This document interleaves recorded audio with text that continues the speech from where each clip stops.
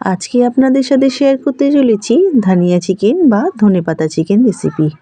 শীতকাল পড়া মানেই কিন্তু ধনেপাতা দিয়ে অনেক রেসিপি খাওয়ার অপেক্ষা থাকি, আর তার মধ্যে এই রেসিপিটি হচ্ছে অন্যতম একটি রেসিপি। আর এই রেসিপিটি যতটা সহজ ততটা কিন্তু খেতে অসাধারণ হয়। আর রবিবারে শীতের দুপুরে যদি এরকম গরম গরম ধনিয়া চিকেন রেসিপি থাকে তাহলে তো কোনো কথাই হবে না। প্রথমে গোটা ধনে আমি একটি বাটিতে জলের মধ্যে 10 মিনিট মতন ভিজিয়ে রাখবো। অন্যদিকে একটি পাত্রে আগে থেকে ধুয়ে রাখা চিকেনটাকে নুন হলুদ মাখিয়ে ম্যারিনেট করে রেখে দেবো। এখানে কিন্তু অন্য কোনো আর কিছু লাগবে না, এখানে শুধু নুন হলুদ দিয়েই ম্যারিনেট করে রাখবো। চিকেনটি খুব ভালো করে ম্যারিনেশন করা হয়ে গেলে আগে থেকে যে ধনিয়া আমি ভিজিয়ে রেখেছিলাম সেটি শিলের মাধ্যমে বেটে নেবো। কড়াইয়ে তেল গরম করে ফোড়নে দেবো এলাচ ও লবঙ্গ দিয়ে ভেজে নিয়ে দিয়ে দেবো কুচি করে কেটে রাখা পেঁয়াজ। পেঁয়াজটি ভাজার সময় আমি অল্প একটু নুন দিয়ে ভেজে নেবো।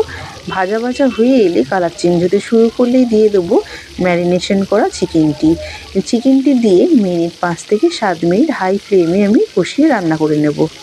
চিকেনটি কষিয়ে নেওয়ার সময় কিন্তু চিকেন থেকে জল ছাড়তে শুরু করবে, সেই জলে কিন্তু কষিয়ে নিতে হবে।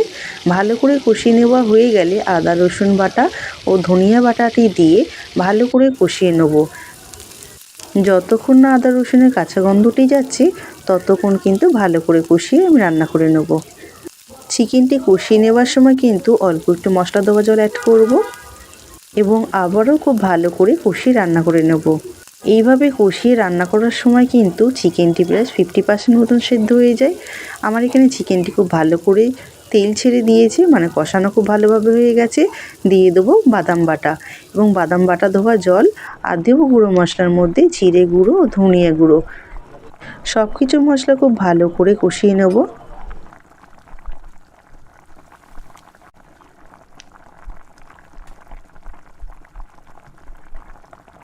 চিকেনটা খুব ভালো করে কষিয়ে নেওয়া হয়ে গেলে আর একটু গ্রেভির জন্য আমি কিছুটা 1 কাপ মতন জল অ্যাড করব।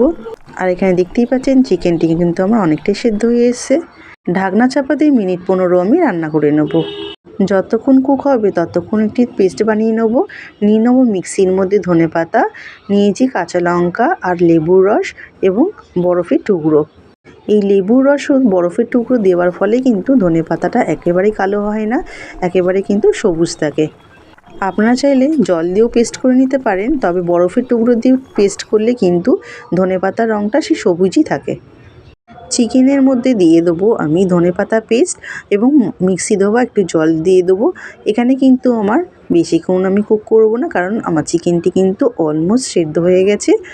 নামিয়ে নেবার আগে ঝালের জন্য গোলমরিচ গুঁড়ো আর হাফ চামচ মতন বিট নুন ছড়িয়ে দিয়ে খুন্তির সাহায্যে খুব ভালো করে মিশিয়ে নিলে কিন্তু পরিবেশনের জন্য একেবারেই রেডি হয়ে যাবে এই ধনিয়া চিকেন রেসিপিটি দেখে বুঝতেই পারলেন বেশি কিন্তু সময় লাগে না, কম সময় কম উপকরণে এই রেসিপিটি রেডি হয়ে যায়।